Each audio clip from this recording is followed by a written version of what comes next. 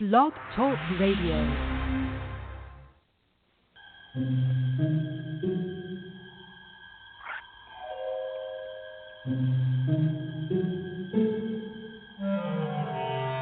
Archangels, ghosts, and Bigfoot, oh my. It's just another night for Supernatural Girls. Real stories, real answers to life's biggest supernatural mysteries. And now for another exciting interview with paranormal experts from this world and others. Here's your host, paranormal researcher Patricia Baker, on the one, the only Supernatural Girls.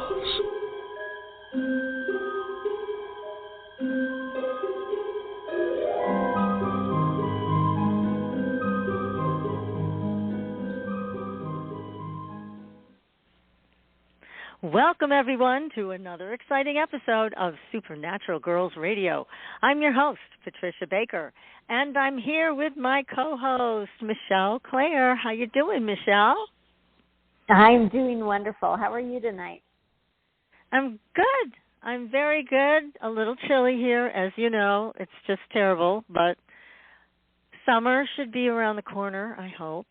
So what's it doing out in Gilbert these days? Is it warm? Yeah. Oh, it's warm. I just think we're about 97 today, so we are warming up fast. Oh, my gosh. Okay. That's warm. Springtime here. Oh, my goodness. Oh, gosh.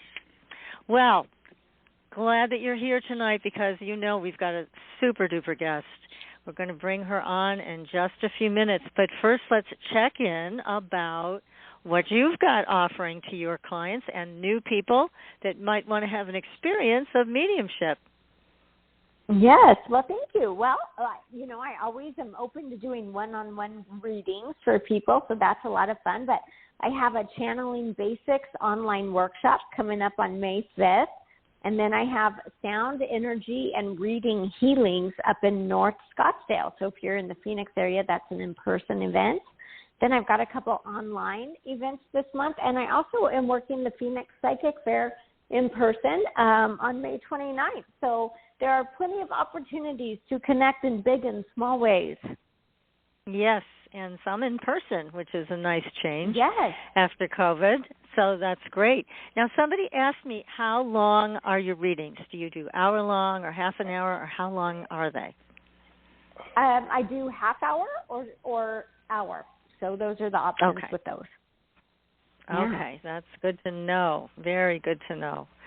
So I have a little story for everybody, and it's not on our Facebook page yet, but I'm looking for things to post about it because it's so interesting. Now, this happened about 27 years ago, and I don't know why I never heard about it, but I didn't. So there were these hikers, and they were hiking around northern New Mexico in a remote canyon, and they discovered this natural rock structure.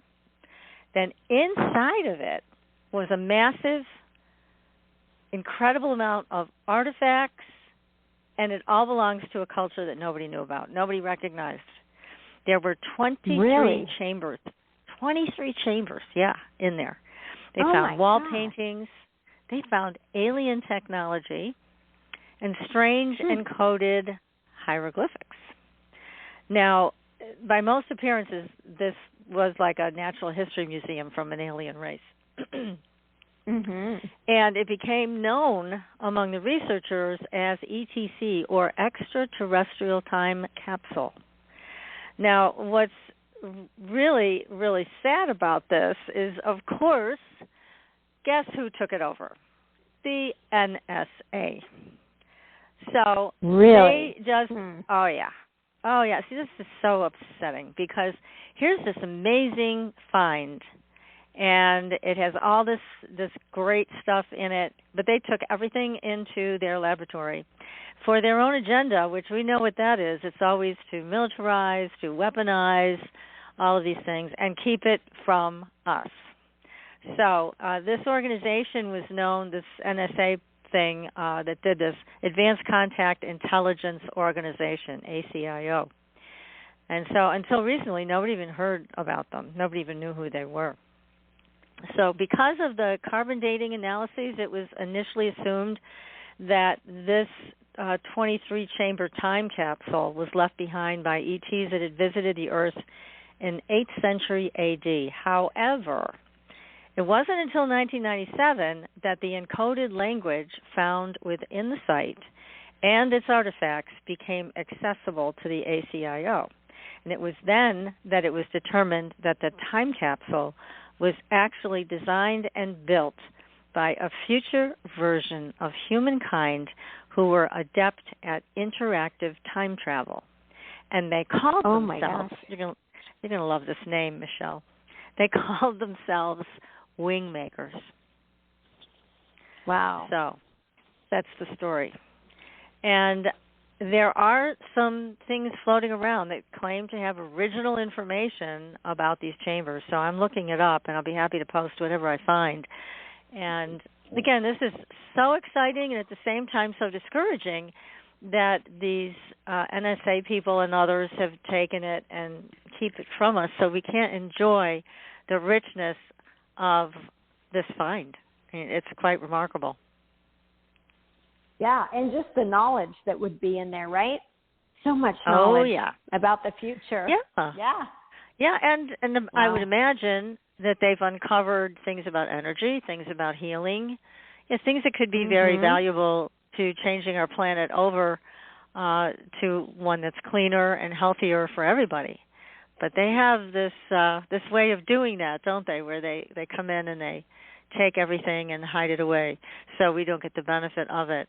But again, like I said, there are some pieces of information still floating around out there that are worth taking a look at. So whatever I find, I'll share. And if we do find an expert on these Wingmakers, I'll bring them on the show. I think it would be a fun and exciting discussion. Absolutely. What do you think? Oh, I think it sounds intriguing. It'd be great. Yeah, it's so interesting that it was just these hikers that were walking around that discovered it, and it was hidden up until then. I guess they discovered it sometime in the 70s, so quite some time ago. Well, and it makes you think there's probably more of those. That's probably not the only one that was planted, especially if it's from the future in that sense, because they would know they would need to leave different places for people to find them. So maybe somebody will find another one soon. I hope so. I hope I find one, and I'm not going to tell anybody about it until I can make sure that we get it first, and we can disseminate the information before anybody comes to take it away, so that we can get it together and share it somehow before it gets taken over. Right? That's what we have to do. Yes. That's our plan. Okay. Sounds like a good one. We got it. So tonight we are talking about plant diva wisdom. Now this is a new dimension of herbal medicine. Now some of these things are old ways, but our guest tonight, Thea Summer Deer, is bringing it all back around, and she's helping to teach us everything we need to know. Now, these are tough times coming up with food shortages, all the food processing plants that have burned down mysteriously. There's a lot going on that will interfere with our normal flow of getting supplies. And herbs are so valuable for so many things, for medicine, for healing, for eating. I mean, we need to know about them. And Thea Summer Deer is a clinical herbalist. She's also a singer-songwriter and childbirth educator. And Thea was raised with Seminole Indians in South Florida until the age of 8. And she now lives surrounded by Cherokee ancestral land in the Appalachian Mountains of western North Carolina. And she has this beautiful new book out. It is called Wisdom of the Plant Divas, Herbal Medicine for a New Earth. So, Thea, welcome to the show. Thank you, Patricia and Michelle. I'm so glad to be here with you. We are Great so happy to have you. Yes. Yeah, thrilled. you're some supernatural girls, so this is going to be fun. Oh, we are. Believe me, we are. We live what we do. We really do. We have some wild stories here, but this is a topic that is so important, and that's why we wanted you on the show. we want to know from you all of what you know that you can possibly stuff into 90 minutes for us about this. And as we were talking off the air, gardening is very tricky. It can be very challenging at times with the weather and all kinds of things. So we need to know how to connect, how to speak to the Devas, how to bring them to our gardens, how to work with the medicine wheel garden, all of these things that you have in this beautiful book. But first, tell us about you. So you were originally raised by Seminole Indians, and so tell us what that was like. Well, I wasn't raised by Seminole Indians. I was adopted and raised at a Seminole Indian village. My parents were white, and it's a very interesting story. Long story short, white man buys Indian land and says to the Indians, you can continue to live here in your traditional manner, but now you work for me. So my grandfather came in, bought that land, had intended to develop it. And, of course, we're going back to the 40s. And my grandmother took sympathy to the Indians that had developed a way of life there trading with tourists. So they saw it as a business opportunity to turn it into a tourist attraction, which they did. It was called the Musa Isle Indian Village. And they still lived in their traditional manner in their chikis right there on the Miami River. And we lived there with them. And it allowed them to continue their way of life for longer than they would have as the city of Miami grew up around them. So it was an incredible early childhood experience for me, because the first thing that I laid my eyes on was Native culture. And that informed me through the language, the colors, the customs, all of that. And then I later went on to marry a Native man. But it was a very powerful early formative experience of really walking between the worlds, between the white world and the Native world. And that's been kind of the theme of my life. Yeah. Gosh. Well, that was quite magical. And God bless your grandmother. She really supported what the Seminole Indians were doing. Yeah, she her grandmother came west in a covered wagon from and settled in Cheyenne, Wyoming. They were pioneers, so she came from a lineage of pioneer women. Gosh, I wouldn't want to mess with her. So this is how she got this going, and your grandfather didn't dare go up against her, huh? No, in fact, I'll just tell you something else about my grandmother. Is she was the first woman in this country to get a degree in physical education. She at the University, of Michigan, when they finally allowed women to get a degree in PE, she was in the first graduating class. So she was a tough cookie. Wow. Yes. That's amazing. That's exciting. Yeah, good for her. Well, that's good. Yeah. That's good. And she passed this on to you, obviously, and you were able to have such a magical early 8 years. That's terrific. And now you live in the Appalachian Mountains, so that is Cherokee ancestral land. That's for sure. Yeah, so you still feel the here, magic around you. Yeah. Absolutely. Well, the Appalachians are some of the oldest mountains in the world, and as a result of that, they survived the Ice Age, like the mountains in China did. So that's why you see all of these medicinals coming from China and from, the Appalachians, because it survived the Ice Age, and we have the widest diversity of herbal medicines and plants in the world. No kidding. I didn't know that. Mhm. Wow. So I do a lot of wild crafting. I can go hiking, just pretty much almost out my door, and get to connect with all these medicine plants. And you obviously know what you're looking for. You know what they look like, and you know what's poisonous and not to take that. So you have a vast knowledge that's just inherent with what you do, which is great. So well, they tell us they say that all that they say that all plants are poisons. It's just a matter of dosage. Oh, okay. Wow. I never thought of it that way before. That's and good I to know. Still very much learning. There's it would take lifetimes, I think. Yeah, absolutely. But you talk in your book about the Devas, and this is a very, very powerful experience, I'm sure, that you can tell us about, and how to work with the Devas and get actual plant knowledge right from the plants. So tell us, how does that work? Well, that's a really good question. And maybe if I told you how I discovered them might color this in a little better, because it was not something that I even really knew what it was until they told me who they were. And I was living on the Blue Ridge Divide. Like, I literally was living on the Blue Ridge Divide, and it was a magical, powerful piece of land.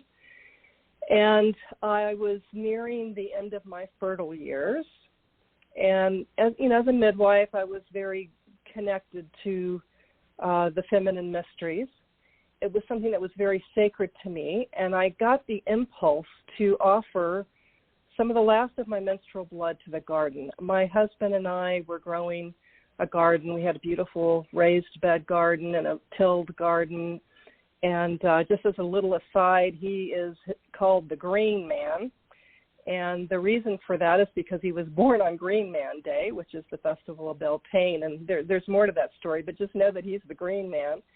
And Okay. so when I got that impulse to do that, I thought, well, I was in a committed relationship, and I thought, what would be more incredible to offer something that's also sacred to me, which is a part of him. And so I thought, well, what if I combined some of his semen with my menstrual blood and offered that to the garden? And I didn't know how he was going to take that, but he was game. So we did. Green Man was one, okay with that. He was down with that. And so I did that. I took it down to the garden, and I thought, now where in the garden am I going to make this offering? And I was looking at the strawberries, and I was looking at, this area and that area, and I kept getting pulled to a particular area of our yard that is overgrown. And I just kept getting pulled, and I thought, well, I don't want to go over there. That's where the berry briars are. It's prickly, and it's, why would I give something over there where it's all not tended? But I kept getting pulled, so I thought, oh, well, of course. This is a kind of a wild thing that I'm doing. Why wouldn't I give it to the wild part of the garden? So I did, and that opened a portal. And that process of giving that to the earth where all those berry briars are, I think, the fairies like to hang out in there. It's kind of protection or something. But anyway, so I made the offering in the sacred manner, and a portal opened, and I saw these luminous beings, and then they started talking to me, and I was like, whoa. And they were really excited that I had done that, and they wanted to share information with me. And I literally ran to my computer and started typing. I did not know what I was typing. It was coming through too fast. I just entered it as it came. And then I read it, and I went, oh, my God, this is like, I couldn't have made this up. And then I showed it to a friend of mine, and she's like, she said, oh, my God, you need to write a book. So that actually happened 9 years before the book came out. So it was a process of connecting with these energies and being guided by these energies and starting to listen to, to how they were guiding me in the garden. And it became an incredible metaphor for my life. So yeah, that was a powerful. So that's how you met them. That's how I met them. And they told me they were Devas. And I'm like, what are Devas? So I had to look it up. And, Deva means body of light. And I had always known, I've been on a spiritual path for a long time. And I feel very strongly that we're evolving into our light body. So that, when they told me that, and I looked it up, I went, well, of course, that's why I saw them as these luminous, orbs. And the Devas hold all of the cellular blueprints and genetic codes in their memories. So that even something that has gone extinct, if there's a great enough need for it, it can come back from that place where they hold all of those memories of everything. Gosh. So they're pretty powerful in what they know and what they have. And here you opened a portal so you could actually speak with them. And now, how did it evolve from there? Because obviously you did something pretty powerful. How did you work with it after that, other than writing the book? Well, it kind of started as, I guess I would say, divination, where I got to where I just started, I was already, growing herbs, and I had grown herbs in my midwifery practice to use in my healing practice. But one day I was in the kitchen, and I was, I love to cook. I'm a slow food artist, and I was pulling herbs off of my, spice rack, and I realized I was divining with the herbs. It was like, I just, there's a certain amount of knowledge of what combines with what and all of that, but in that process of it, just experimenting as I was cooking, I realized that I was just, they were calling to me. It was like this jar would say, use me, or this other jar would say, no, use me. And so I got to where I realized it's like, I'm actually divining with these herbs. And then that got me to thinking about, well, what does that look like, divining with herbs? And so that was what started the process of actually writing the book, because, the messages or the divinations, the book is broken up into 3 sections. In the middle, each herb that I talk about in the book has 3 sections. And the middle section is the divination. So that becomes a bridge between the botanical information. So it's a bridge between botanical medicine and what most people know of as plant spirit medicine, and the divination is the bridge. So, there's the story of what we know about plants, or what we think we know about plants, because that's always evolving. And that might be, their history, their story, their uses, their constituents, all of that, the story of the herb. And then the divination created the bridge. And then the third section is the Deva Speaks, where I am actually channeling, like that day when first day that they started to talk to me.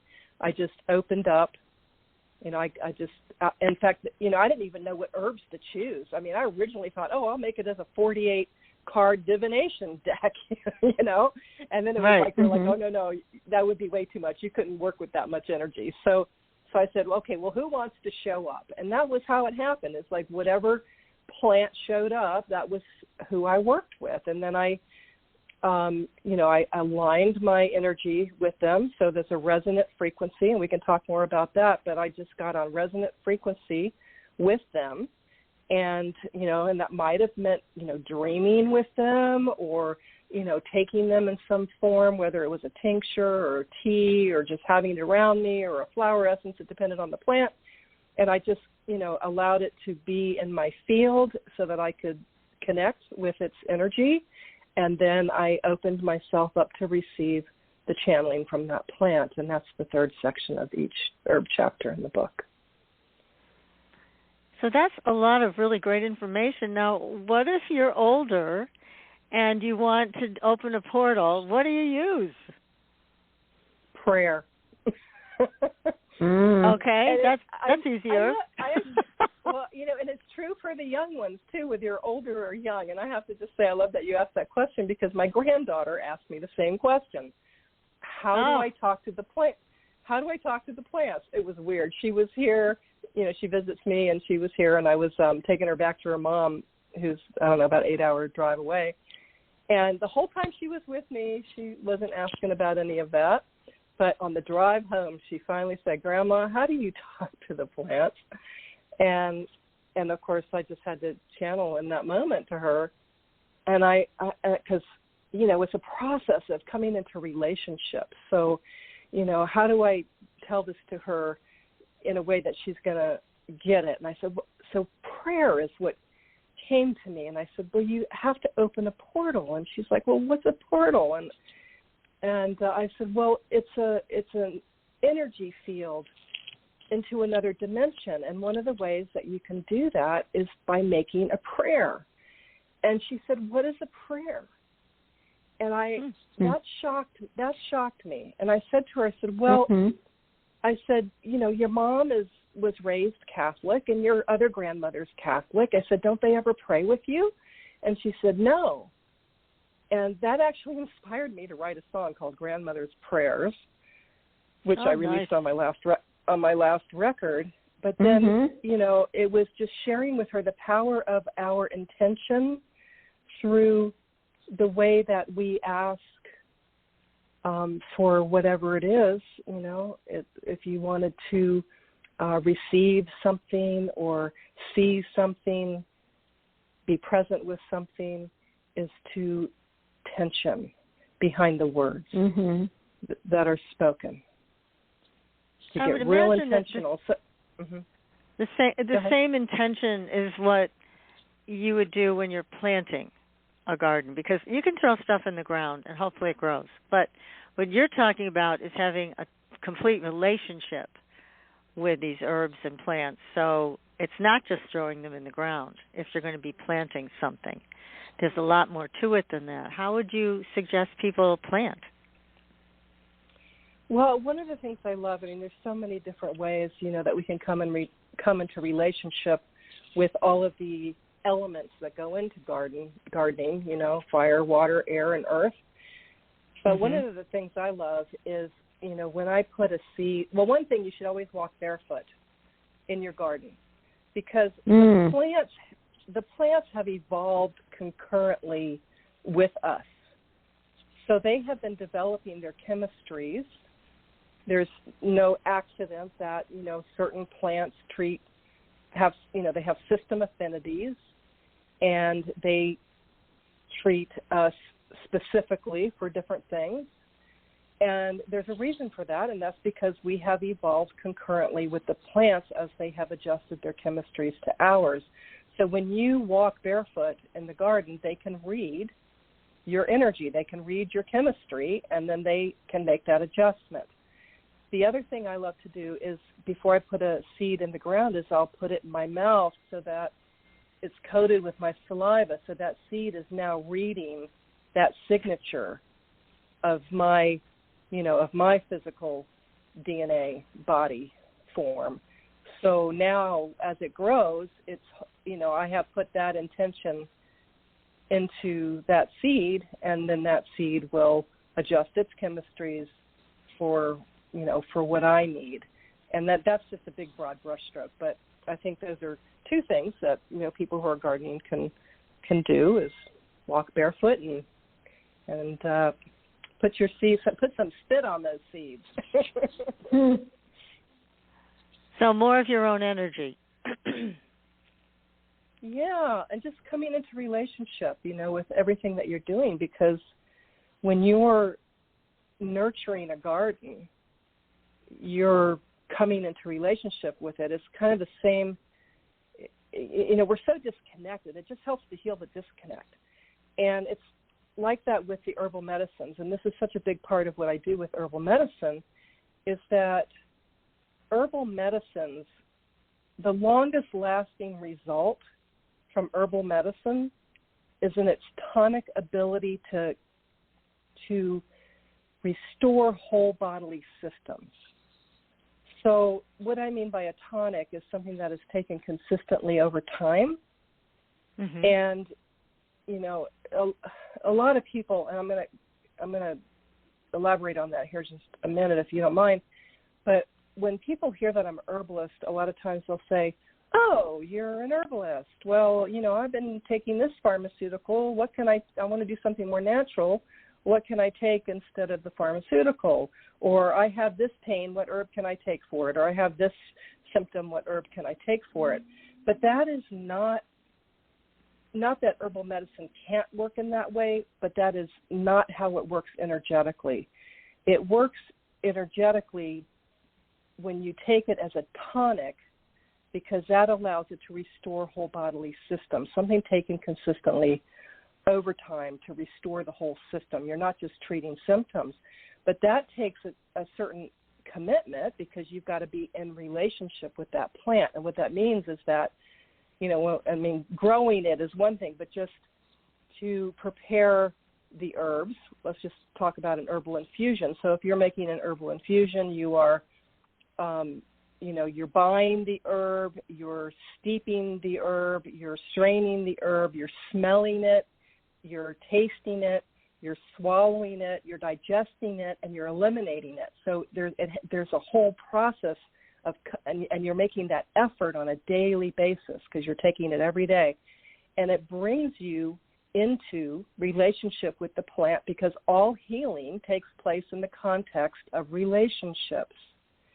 So if you're growing your medicine, and we know our food is our medicine, so if you're actually growing, even if it's just one plant that you have in your house, when you grow it, then that's a whole other dimension of coming into relationship with it. And we know from the incredible studies that have been done through, Marcel Vogel's work with plants and the secret life of plants and the work that Findhorn has done, we know about the power of, when we're in relationship with these, with these plants. So when you grow it, then it's just a whole other dimension of coming into relationship. Yeah, and it's so different working with an herbalist like you, or a Native American herbalist, where there is that relationship, rather than just this plant does this plant does that, let's combine them, here's your tonic. There is a much deeper inspiration, I think, when you work with plants and herbs like you do. So it is important. And it's a specific model. See, so Western medicine, is what the tools of Western medicine are drugs and surgery, and that is a way of thinking. So when someone says to me, what herb can I take for this symptom, I know they're thinking within the box of the Western medical model or the mechanistic model. Herbalism is an energetic model, and part of the problem is people don't, when you're working within, we've been indoctrinated into a Western system, so all of our reference points exist within that system. So it's hard for people initially. That's why I do so much education. It's hard for people initially to learn how to think outside of that system. Well, it is, because, the Western system is all about quick. Take the pill, you're done. Exactly. Who wants to have to make a quart of herbs every day and drink it every day for 3 months? That takes commitment. Everybody's like, no, give me a pill, fix it, make it go away. I want it now. Yeah, and it has to have an immediate result. I mean, nobody that's part of that traditional system is tolerant of having to wait. They don't want to wait. Yeah. And they don't care if there's side effects. It's like, I want it now. Now, sometimes it's reasonable, because you're talking about severe pain or something like that. People need relief, can't even think straight when they're in agony. So sometimes it's a temporary thing. Those medications certainly have their place.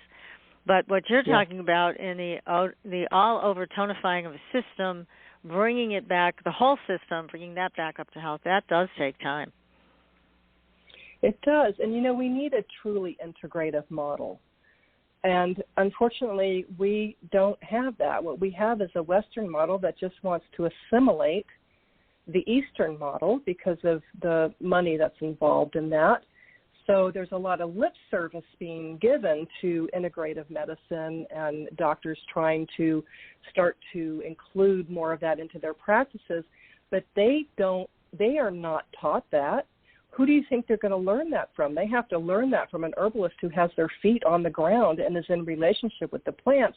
Otherwise, all they're going to be able to do is work with plants within that Western mechanistic model, and that's why we see so many alternative medical practitioners just wanting to throw herbs at things, but it's not it's not how they work.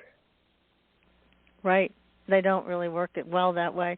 And I think people get frustrated because they're downing all these herbal capsules and they're not getting big results, so they don't, and they won't. That's right. In situations like that. Now, you mentioned Finhorn, and we did. Mm-hmm. Go ahead. Oh, I was just going to say, when you take it in a capsule like that, you're not smelling it, you're not tasting it, you're not, having that relationship. That's when you actually prepare the herbs yourself. Yeah, right. That's a very different thing. And I'm one of the people that takes a lot of capsules and pills, and I can't stand it. I mean, I get to the point some days I just can't take these pills today. And yeah, they do make me feel better, but it gets to the point of being very frustrating. It takes all these vitamins to make up for what's not in my food anymore, because our food is just so debilitated. So yeah, I think it's very important to have the information that you have in your book and how to work with these herbs, how to grow them. Because, again, that's what so many people that are new gardeners are going to find very challenging. It's not that easy to grow herbs and vegetables and things like that to support yourself through what's coming. So having a relationship with your plants makes a lot of sense. And we were talking off the air about Finhorn. Can you share what you know about that? Because that was quite the place and what they accomplished. It really was. I got fascinated by that, I guess it was the 80s, when the Springers and then all that information came out, Spangler, rather. It's been a while. So then that would have been the late 70s. And then in the 80s, I was given the opportunity. I had married a man who owned Mind Body Press. He had used that as a way of publishing his books before he became more widely published. And we ended up buying Finhorn Press. So I had access to those materials and information and have been fascinated by it. I've never been to Finhorn. But I think, one of the things that, just a little story that I'll tell, because I also have Irish ancestry, and I don't know if that is part of what gets me going about the fairies and those nature spirits and the magic that happened in Finhorn, that incredible magic.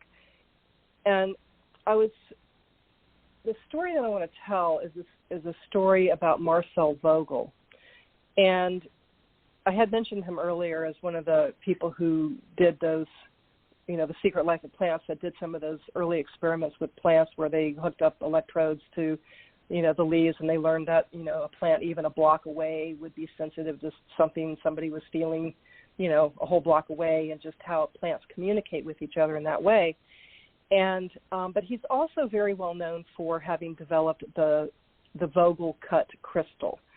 And his original work was he was an IBM scientist, and through some discoveries that he made, it put him on a more metaphysical path.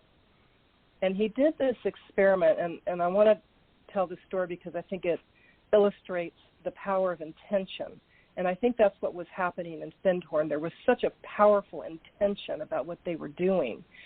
And so one of his experiments, Vogel's experiments, is he took so he's working with crystals, and we know that crystals store, amplify, convert, and cohere subtle energies. So he took a bucket of water on one side, and he took a bucket of fertilizer on the other side, and he put a crystal oscillator between them. And what he was doing was oscillating the frequency of the fertilizer into the water. And he did these experiments, and then they were able to use that water that never touched the fertilizer to water plants and get the same results as if they had been fertilized. And other scientists observed these experiments. They observed that. They confirmed it. Yes, there's no fertilizer in the water, but we're getting the results as if there were. But when they tried to repeat the experiments, they did not get the same results. So they were scratching their heads going, okay, what is the going on here? And what they discovered was that love is the cohering force. And it was who Marcel Vogel was in relationship with the experiment that he was doing that he got those results. And the Devas, talk about love a lot.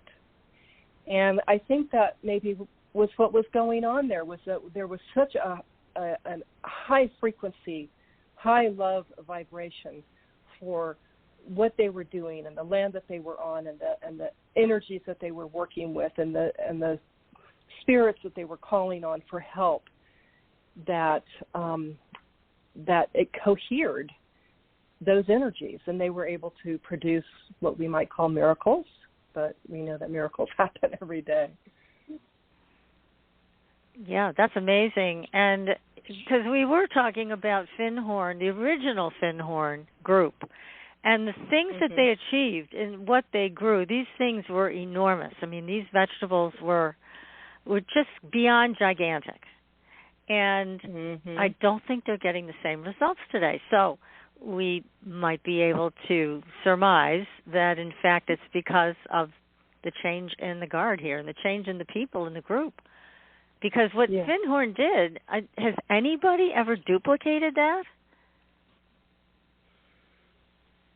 I don't know. I mean, the thing I think of when you say that is I think about the contests that they have here in the mountains where growers bring their pumpkins and zucchinis to, compete. They're so huge. I mean, I've seen zucchinis as big as a person and pumpkins that just would blow your mind. So obviously somebody's producing something, and you have to be in love with what you're doing because, as you mentioned, gardening is hard. I mean, it's a challenge when you are dealing with other things that are competing that want to eat your garden. I mean, that's a real challenge, and I think that's where when we learn to come into relationship, it makes a difference, and I think that's what they were doing at Finhorn. And I'll just tell you another little story that might illustrate that. Is when I was working in my garden, I had a terrible time with ants, and they were, when you work and you till the soil and you do soil treatments and you're doing, I was hauled the organic manure, from my friend's farm, and you do all that work, and then you plant something, and then something comes and eats it. So the ants were coming and destroying the, some of my vegetables, and I got really mad at them. And my husband, being the green man, is like, no chemicals were allowed on our. They were not allowed on our property. And so I snuck in because my mother was a gardener, and she would have trouble with ants, and she used chloridane to kill the ants. So I thought, damn it, I snuck some chloridane, and I said, I'm getting rid of these damn ants. And so I powdered, the outside of the garden with the chloridane. And then, so one day, within that week, I was out in the garden, and I'm walking across, and this wasp flies up to me, and then he's like, he's on the ground, and he's jumping up and down in front of me, up and down in front of me. He's like really trying to get my attention, this wasp. And I thought, okay, well, that's interesting. And I just walked around it and kept going, and then I came back, and he was still there, and he's just like, and he would jump right in front of me, and he was on the ground, jumping up and down right in front of me. And I thought, this wasp is really trying to get my attention. And I looked down, and he had an ant in his mouth. And he was saying to me, this is what I eat, and you are poisoning. We are the pollinators, and you are killing us when you kill the ants. No, wow. And I was like, I got goosebumps right now, just even telling you that, because it was a huge wake-up call for me. I was like, oh, my God, I'm so sorry. I was like, please forgive me. And but they're so generous, to they want us to be in relationship with them. Yeah, we don't really understand a lot of things about the connection. Like, for example, between the wasps and the ants, and I mean, I would have been like you. I've been like, give me that diatomaceous earth. I'm spreading it all over the place, Time to get rid of these things. Because, you work so hard. And I have a garden every year, a big garden, and it's a lot of work. I love it. And it's a way that I honor my grandmother, who was an amazing gardener, way beyond my capabilities. But it's a lot of work, and if you see something taking your plants out, it's maddening. Like, wait a second. It's maddening, yes. It's totally maddening. But you're right. You have to really try to find out, well, what do I do that's still going to have a balance in nature here, and I'm not going to harm anything else? And that's not the easiest thing to find, although there are more natural things that I'm finding make sense and are claim to bring things back into balance. But this is no easy task, and I think a lot of first-time gardeners are always surprised when they see how much it takes to just make a basic garden grow, not even magical herbs, but just a basic garden with tomatoes and cucumbers. It can be very challenging. And, of course, the weather. If the weather isn't cooperating, you have too much rain or not enough rain, or where you are, Michelle, too much heat, right? Yes. Oh, yeah. It's really hard. It's just not good. I don't know how you have a summer garden when it's 115 out, It makes it kind of challenging. Does anybody have a garden out there? Some people do. I mean, we grow corn here in the summer. It survives 115, right? Cotton does. Our citrus does. So we certainly have things that grow. But, when I do a garden here in the summer, I have to put sunscreen shades over the whole top of it, or it'll just burn up and be gone. Wow. Yeah, that's a challenge. Yeah. And then you don't get much water either, so you have to water these things a lot, right? Absolutely. You know what I did when I was gardening in the desert, and we discovered that about each other before we got on the call, is because I'm just feeling you, because it's such a challenge. But I was determined to be able to grow a garden in the desert, and I know we both lived in Tucson. And so what I discovered through a friend of mine who was growing a similar garden was to use straw bales as the container for the raised bed over which you put the shade cloth like you're talking about.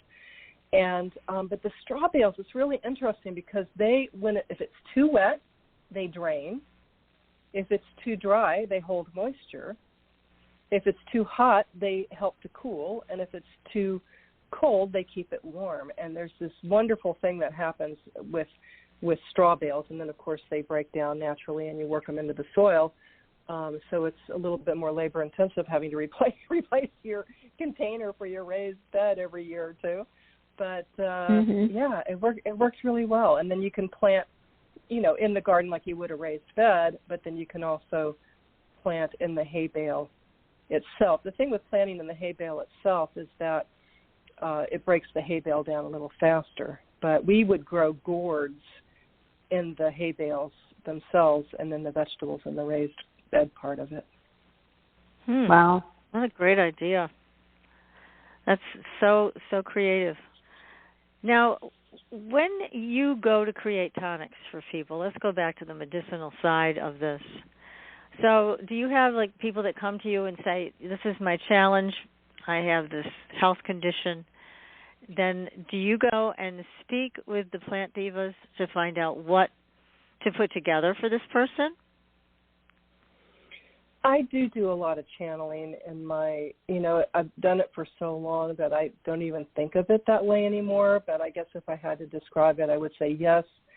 I do an intake with a client, which can take up to 2 hours, because what I'm looking at are the patterns that emerge, because that will help me to know where I need to go in with the herbs, because just because they're presenting with a certain symptom doesn't mean that that's the level that I'm going to go in at with the herbs to help to restore. So I'm gathering information, and then after we've spent that time together and, which is also coming into relationship, then I drop in, after I get off the Zoom call, I drop in and I receive guidance for what needs to come through for that person. And it's been amazing. It's been amazing to be able to help people in that way. I have a lot of people who come to me that have been to many, many doctors, spent a lot of money trying to, get help. And the herbs are so simple. I mean, I have people who are turning things around completely. Can you give us an example of somebody that comes in and what their symptoms are or their diagnosis, and then how you're able to find the right tonic for them? Yeah, so the most recent client that I worked with is a woman who was not having periods. And she was, concerned, and rightfully so, and wanted to be, she knew she had hormone imbalances and wanted help with stabilizing, normalizing her menstrual cycles. And when she did have a cycle, it would be heavy and painful, and she was having some other symptoms. And so I knew that with her, it was probably going to take, we're in phase 3 right now, but phase 1 for her is I used activator herbs, which are more drug-like, and those are usually the Chinese herbs that I work with. And because I knew that I needed to get her flowing, she actually, this is interesting because now that I'm thinking about it, she actually presented initially wanting help with varicose veins.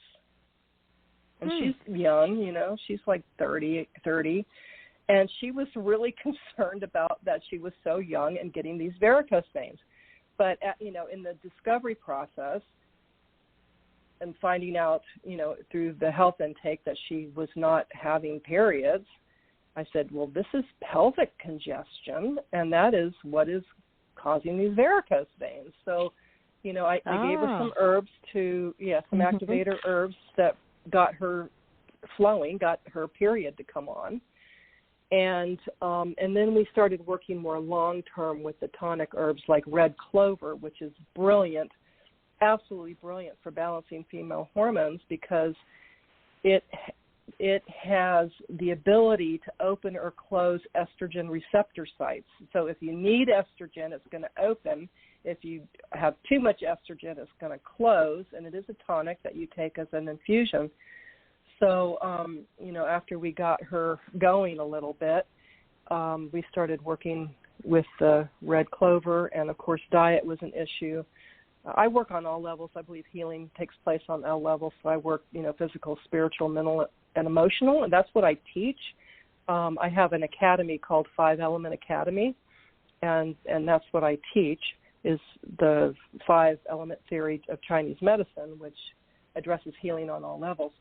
So, we just started working on the different levels to relieve this congestion and what it was connected to. And there were sexual issues and different things like that. And she's been just making fabulous progress. And it makes me so happy to see her, bringing her hormones back online and getting her life back online.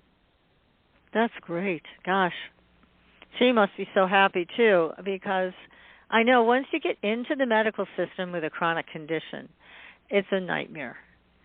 And we did have a guest last week that was talking about that how we deal with chronic illness is not good. Emergency medicine is great, but chronic illness is terrible. And it often leads people down a very, very windy road where when the doctor can't really find a reason, then it's all in your head, which is so discouraging. And it happens a lot, I think, to women more than men. But either way, whether it's something the doctor tells a male or female patient, it's very frustrating to hear that when there's something physically that's out of balance, and the doctor just doesn't know what it is. Right, because we become so compartmentalized. We've lost sight of the gestalt of healing. The Western mechanistic medical model is about taking things apart, further and further, whether that's the constituents of a plant and then synthesizing them or body parts that have been, further and further isolated, and then, the specialists aren't talking among themselves, and then they don't see the whole picture. Whereas in the Eastern medicine and, Chinese medicine views health as a gestalt. So what I mean by that is, I'll just use the example of from my midwifery days, is that when a baby is born and it sees the mother's face, when it's bonding to the mother, it's seeing that mother's face as a gestalt, kind of the way that we see art. It's not seeing two separate eyes and a nose and a mouth and two ears and then, adding all of that up, and, it just sees the whole. And that's what Eastern medicine does, is it sees the whole, whereas Western medicine sees the components, the parts. And that's why we need a truly integrative model. We truly need an integrative model, not just one assimilating the other. And the other thing, too, what you were talking about with chronic diseases and why the Western medical model falls so short is that when you, again, their tools are drugs and surgery, so brilliant for trauma medicine and other things as well, but when you use an intervention, when you, even just giving somebody an antibiotic, and I'm not saying that they're not life-saving or that they're not needed, but when you interfere with a natural process, see, we've become so afraid of the natural process, but when you intervene in a natural process, you are going to create a need for another intervention to deal with the complication that the first intervention caused. And that's what we're seeing. That's true. Yeah, we truly are. And with this whole thing around COVID and vaccines, it's raised it up to a whole other level. So it's a very, very challenging road to navigate. But why not do as much naturally as you can and establish more of a balance? Like you said, in your diet and the herbs you take, vitamins you take, whatever, that these things have to have a purpose, an intent to bring you back into balance. And that is something that I don't see very often for people. It's more of the quick fix. Just give me the pill, Yeah, exactly, because we're trusting the expert rather than trusting ourselves. And, we all have an inner navigation system that leads us to exactly what we need in every given moment. But because we've become disconnected and we no longer trust our own, internal guidance system, we've become lost. And so we look to the expert to tell us what to do. And I'm not saying that we wouldn't attract an expert into our field through our resonant frequency to bring us the peace that we need, but that is a different energetic process than purely searching outside of ourselves for an answer that actually already exists within. I agree. I think it's very troubling to me how many people hand over their health to somebody that's supposed to be an expert, and they don't participate. They don't do any research. Right. They don't check into anything. They don't question their provider. They're just like, here's my symptoms. Give me the prescription or the surgery. Yeah. That's all they can do. Yeah. Prescriptions or surgery. Yeah. And then they get disappointed when they don't get the result. Well, hey, you got to be a part of this somehow. And even people that have very deadly diseases like cancer, and it's like, why aren't you getting involved? And the people that I see that have the best outcome are the ones that are involved. They have the relationship. They're checking in with themselves to see what's best for me. Okay, my team of doctors are giving me suggestions, but I'm going to be the one that makes that determination. Those are the people that I see recover. Right. There's a big difference there. Mm-hmm. Absolutely. It's taking a level of responsibility. And participation. It's everything you're talking about. You're talking about the relationship that people have lost. They've lost that with themselves. They've given it up because they're lazy. I think people are really lazy a lot of times. And they're just, they don't want to do it. They're like, just fix me. Right? Mm-hmm. Yeah. Take care of it. I think, fear comes into it as well, and fear is very Right. paralyzing. So, when you have somebody tell you that you have a life-threatening disease, then you go into fear, and that fear is very paralyzing, and that makes it easy. It makes you very suggestible for whatever solution is being perceived that, they want to give you or sell you or whatever. Yeah. Yeah, that's true. Michelle, you were going to say something. Well, I was just going to say, I do believe it is some laziness, and I do believe it is some fear. But then I also believe that just in general, people have given their power away. So we always believe everyone else knows what's better for us, whether that's your medical doctor, your teacher, your religious leader, whoever it is. And so there is some of both of those components in there, but we also have given our power away and forget that we actually do know what's right for us. Yeah, because we're afraid of our power. We're afraid of how powerful we really are. I think some people are afraid of it, and I think other people really are just unconscious to the fact that it's there. They just don't know it's there. Yes, that's true, isn't it? Mm-hmm. It's true. Yep. And it's, you don't know what you don't know, right? You don't know what you don't know. You are so right. It's just it's so hard. Goodness.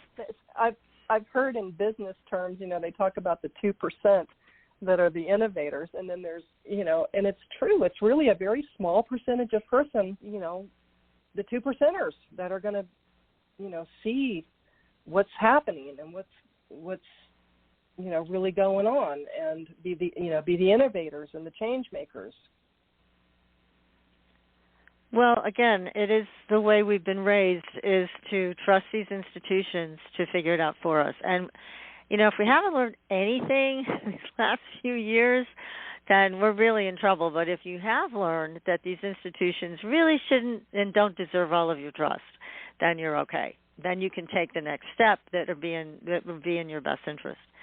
I know people talk to me a lot about autoimmune disease because I know a lot about it. And I'm horrified when I hear that people are being diagnosed with these at younger ages. I'm hearing about 4-year-olds with autoimmune diseases, 18-year-olds with autoimmune diseases, that formerly you wouldn't even hear about it until somebody's in their 40s or 50s. Now you're hearing about children. And these poor children that are taking 20, 30 pills a day. I'm not talking vitamins. I'm talking medications. It's just incredible and awful that this is going on. So I'm seeing this trend of younger people getting these horrible diseases and getting all this medication thrown at them. Well, it breaks my heart, and it also is why I teach what I teach. And I hope that what I teach will someday be taught as a matter of course to our children so that they learn how we are in relationship with that which heals us. But with regards to, so in the model that I teach, which is 5-element theory, the water element is where the ancestral, it's where we receive our ancestral inheritance. And the name for that in Chinese medicine is the Jing. And there are things, so when we come in with this ancestral inheritance, and we have something called a prenatal Jing and a postnatal Jing. And that is, the postnatal Jing is all of the qi that we're going to have in the system for this lifetime. When you start injecting kids with whatever, that insults and disrupts the Jing. So it's happening at a very foundational level. So there's all these correspondences, and so the water element corresponds with the kidneys and the adrenals. And when you disrupt at the level of the kidneys and the adrenals, that's what's giving rise to all of these autoimmune diseases. And makes sense. It's a big conversation, but it's so explained. I mean, all pharmaceuticals overheat the liver, which is the wood element, which then depletes the water element. So you have this water element that holds this Jing, and is cooling the liver. So the liver is, working to filter the blood, and when it gets congested or overheated, in fact, we see, all hormone imbalance has its root in the liver. And when it's overheated, because we've depleted the deep feminine watery yin, it can't cool itself. So it just sets up this vicious cycle of depletion. And that's what we're seeing in the children at a very young age, is we've disrupted this whole thing at the very foundation of, where the energy comes from for all of the other systems. And that's kind of a big broad stroke, but there is and it's scary because nobody's going to pick up on this except people like you. I mean, doctors aren't going to figure that out. They're just going to throw more medication at them. That's right. So people have to want to get educated. And that's why I created an online university, because I'm just trying to educate as many people as I can to go, this stuff doesn't just happen. It doesn't just land on you. It gave rise from, a series of imbalances that might have started, at one point, but then that imbalance gave rise to another imbalance that then has created, the symptoms that you're experiencing now. But if we can go in and restore that system, then the whole system can get restored. I mean, there's a point at which we move into what I call big D disease, and which is much more difficult than, herbal medicine is really good for keeping everything in harmony and not moving into a big D disease process. But you're right, people have to want it. They have to seek it out. And I, bless you for doing what you're doing to create a forum where people can, connect and maybe learn, open their minds to other possibilities. Well, it's very important for us to offer this platform for that reason. And there's just too many things going on in the world of chronic illness and not enough relief. It just keeps getting worse. And when I talk to people, I tell them honestly, I'm sorry to tell you this, but if you don't get involved with your own health care and you don't get involved researching all of this, you're going to die like a dog. You will. So it's up to you. You get involved, you inform yourself, you get a great team together, handpicked by you, of who you want to work with. You want to work with an acupuncturist, an herbalist, a medical doctor, a rheumatologist, whatever. You get your team together. You pick them. And then you go from there. You make your own decisions. And the team is a very important aspect. We have to work in teams. I have one of my longest girlfriends just passed away from cancer not too long ago. And she outlived, she was special, man. And she outlived her diagnosis by, 7-8 years at least. And it was, they weren't giving her long to live. And she outlived it. And she put together a team that was amazing. She had her oncologist. She had her nurse practitioner. She had her body worker. She had her acupuncturist. And she had I call him a shaman, but he was actually, officially he's a Lukumi priest in the tradition of, the African tradition. People have called it voodoo, but that's a bastardized word for that tradition. But he came out of that tradition, and he would divine, his birth was divined, and he would divine everything for her, like whatever treatment they came up with and whatever the next phase of, that she was supposed to do, and he would divine it, and he would say, yep, you can go in that direction, or nope, don't do that one.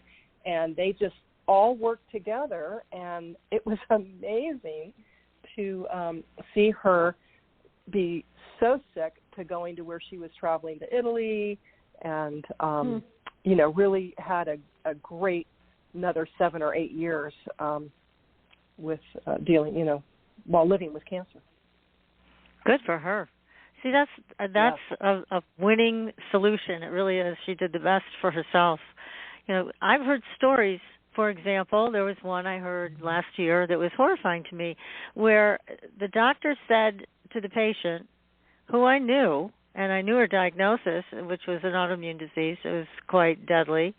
But the doctor said to her, either you take this medication, which was a form of chemotherapy with a ton of side effects, or I will put you in the hospital for a psych evaluation. Now, I said to her, get another doctor. My God, why would you want a doctor that's going to threaten you with a psych evaluation if you don't want to take these chemicals that have so many side effects? The side effects may indeed kill you instead. So there's just so much out of balance when doctors start to talk to their patients that way. And there's a lot out of balance when patients think they have to listen. Well, this is not uncommon. Our medical system has been taken hostage. It's frightening. Yes, it's frightening what's happened. I mean, it's just absolutely outright, unbelievable, unthinkable, horribly what has happened to our medical system. Agreed. Absolutely. Yes. Yeah. It's just a big corporation now. So it's too bad.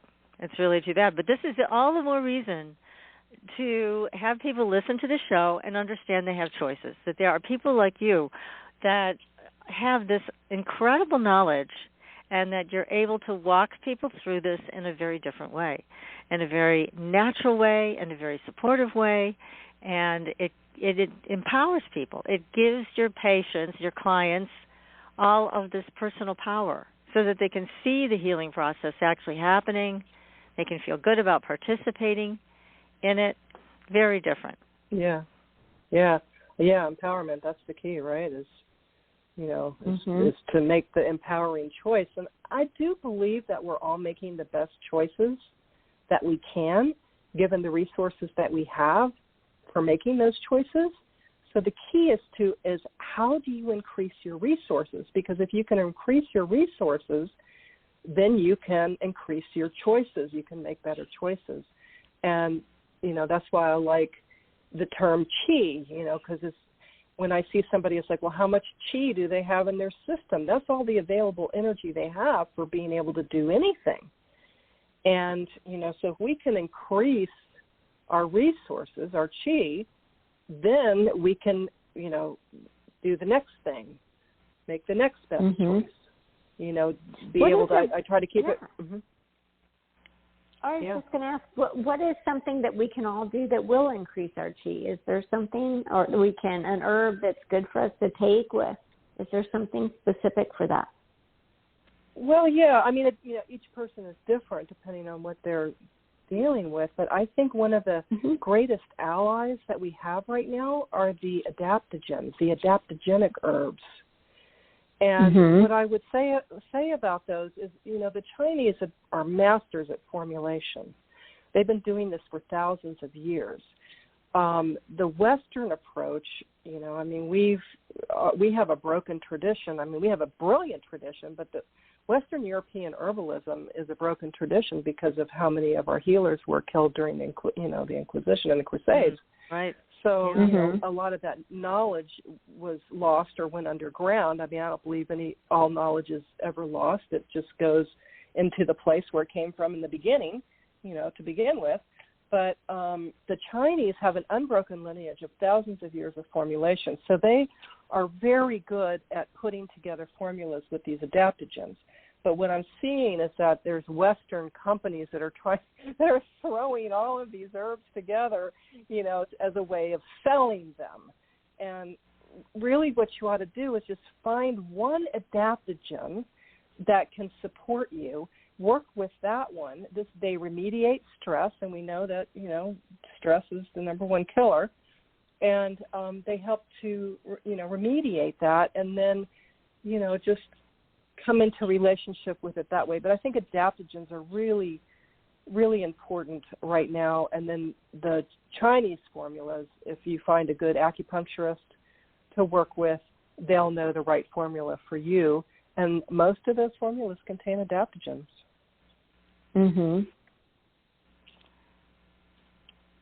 So we need that. Yeah. I need that. Yeah.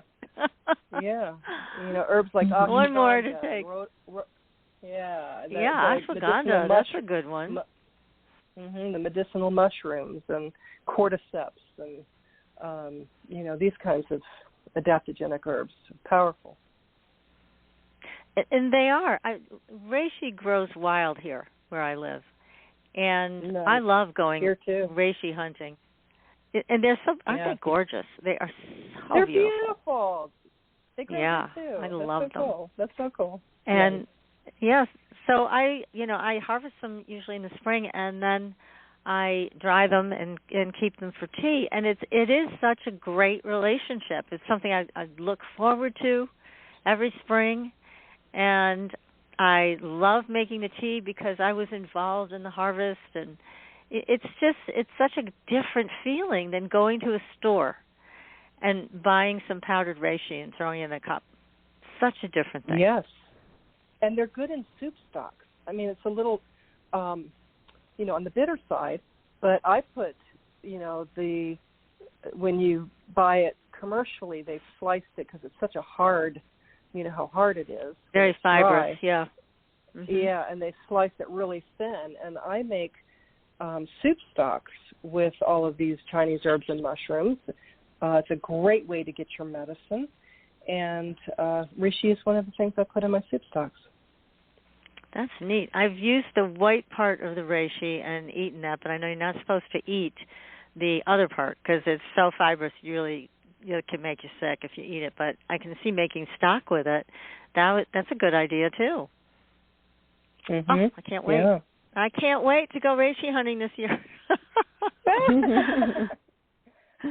I'm so looking forward to it. Yeah, I mean, and I wish I knew more about mushrooms, but I know that reishi is the only one I trust myself to actually know that it's not going to kill me. But there are so many beautiful mushrooms out there. I just don't have the knowledge to actually go and pick them and feel safe with them. And there used to be a woman that lived up here from Poland, and she knew her mushrooms. Unfortunately, she passed away, but she knew what to look for. She knew how to tell the difference between one that was poisonous and one that looked very much the same that was not. That's quite an art with mushrooms. It's a science. Yeah, it's a science. I remember one time I got invited to the Telluride Mushroom Festival. Boy, was that a fun festival. And the culinary artists came from all over the world, and we're teaching how to do spore identifications, you know, on the mushrooms. So it's quite a science and art, identifying mushrooms. Yes, and I know Paul Stamets, I'm trying to get him on the show to talk about mushrooms, and there's a lot of research he's done about the electromagnetic connection among mushrooms. It's fascinating. So it's, again, very, very similar to the work you were discussing with Marcel Vogel and the plants. And here's Paul doing this with mushrooms. And again, very powerful connection among the plants, among the mushrooms. So it's so important for us to know these things and to realize that we need this. Yes. I honestly believe that mushrooms and seaweeds could heal the world. Yeah. I think you're right. Two foods that could heal the world, mushrooms and seaweeds. I think I'm going to go on a diet.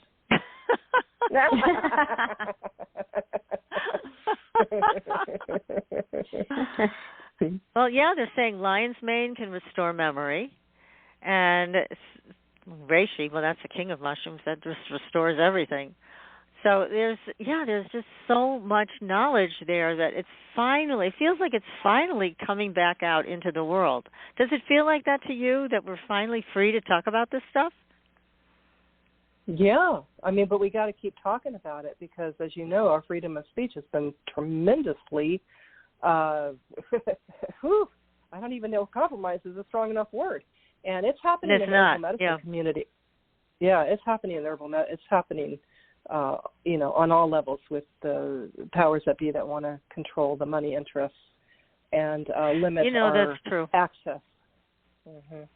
Yeah, that's so sad, and it's so true. It's absolutely the truth. What a lot of people in our audience didn't realize until we started talking about it, they're also censoring people about the paranormal.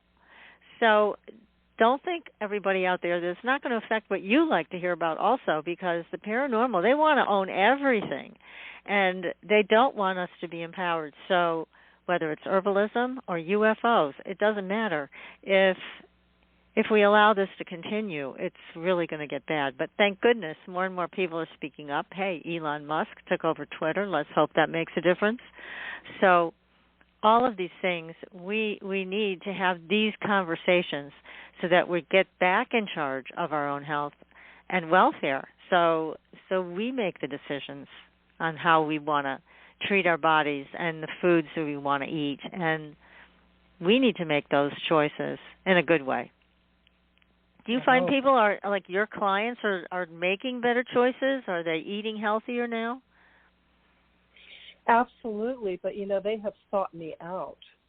So that tells you a lot right there. Somebody who has actually sought me out is somebody who's more than likely, already, well, here's, I require that all of my clients keep a 2-week food journal before I see them.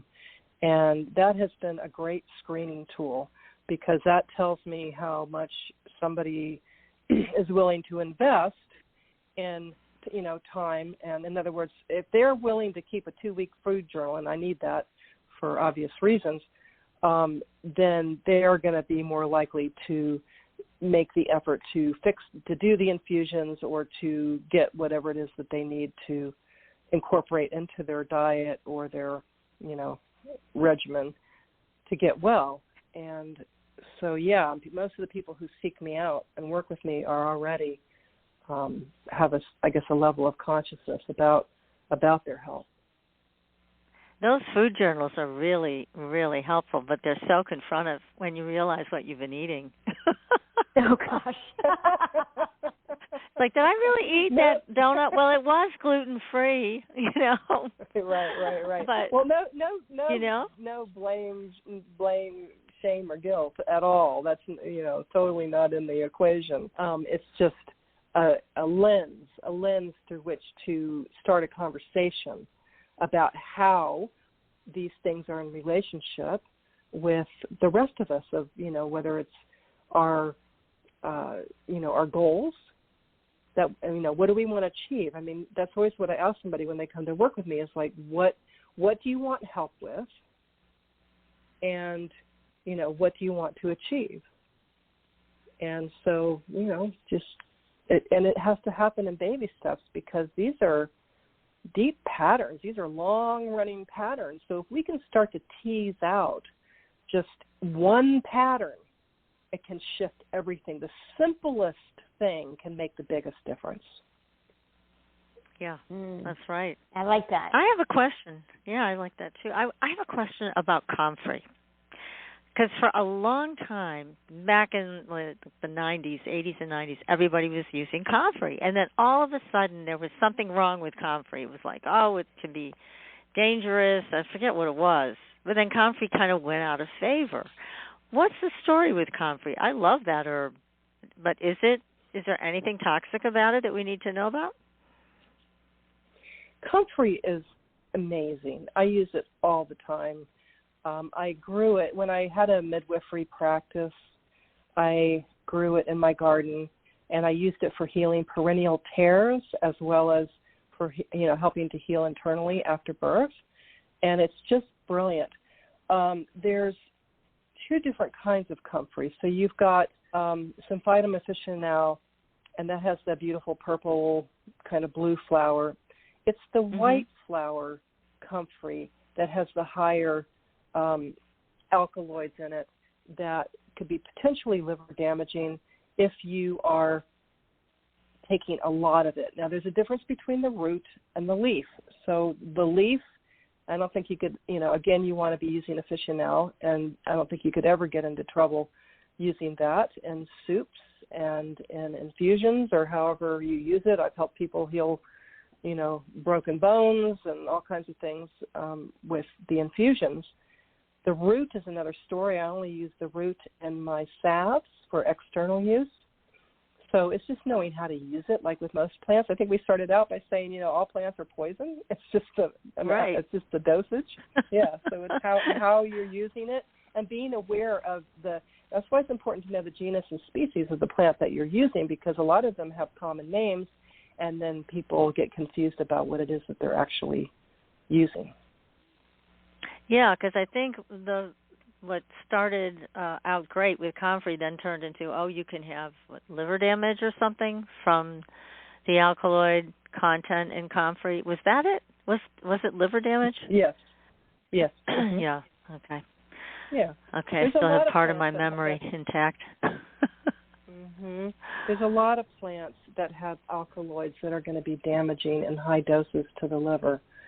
So, but what has done in the cover your ass movement is to make, all of them, dangerous, right? Oh, no. So, it's like, just about every herb is contraindicated in pregnancy because you got to cover your ass. So we're, missing a lot of medicines that are incredibly valuable by doing that one. But it's just a matter of knowing what you're working with and how to work with it. Exactly. Now, Thea, what's the best way for people to get in touch with you if they want to work with you? My website is TheaSummerDeer.com, and that's Thea, Thea, and summer like the season, and deer like the four-legged. So TheaSummerDeer.com, and that has portals that will take you to other places like my blog, which has helped a lot of people. I've continued to write about the plants in a way that helps people through my blog, and then, of course, my music. You want to check out my music, but if they land on TheaSummerDeer.com, you can, go where you want to go. Okay, that's great. And again, the name of the book that's so beautiful here is Wisdom of the Plant Divas, Herbal Medicine for a New Earth. Thea, thank you so much for coming on the show tonight. This has been a wonderful conversation. And I, again, urge everybody to buy this book so that you have a deeper understanding of how to work with these herbs and plants and to create your own medicine wheel garden, which is all in the book, all of these beautiful things. So thank you. Thank you so much. Thank you. Yeah, thank you. This has been great. Yeah, I'm so glad that we found each other. Yes. Well, you keep us posted on your next book. We can have you back again. And, subscribe to. Everybody should subscribe to, my newsletter, and then that way, that's the best way for me to keep in touch with you. That's perfect. Okay, I think I signed up today, so I'm all set. So everybody sign up. Thank you. Yeah, and I only send newsletters out quarterly, so nobody gets inundated. That's perfect. Absolutely perfect. Well, thank you again, Thea. This has been wonderful and so helpful to all of us that want to have a better balance in our lives and health. If you don't have your health, you don't have anything. Isn't that the truth? Hey, Michelle, who do we have next week? I forgot to look on our little calendar. Did you look? I did, but I forgot too. I've got to look again. Oh. We need more lion's mane. I looked earlier, and we do. Oh, I know we're going to have another wonderful guest. So everybody make sure you join us next week because I know it's going to be exciting, whatever it is. We've got. Oh, it's Romy Bueller. The animal communicator. Yes. Yes. Okay. Everybody, all of our people out there who love animals, we know that it's just about all of you. That's who we're going to have. And she is a very special animal communicator. She's going to be with us for the whole 90 minutes, so make sure you join us. And until then, we'll see you on the Blue Highway. Good night, everyone. Thanks for listening. Tune in next week for another radio adventure with Supernatural.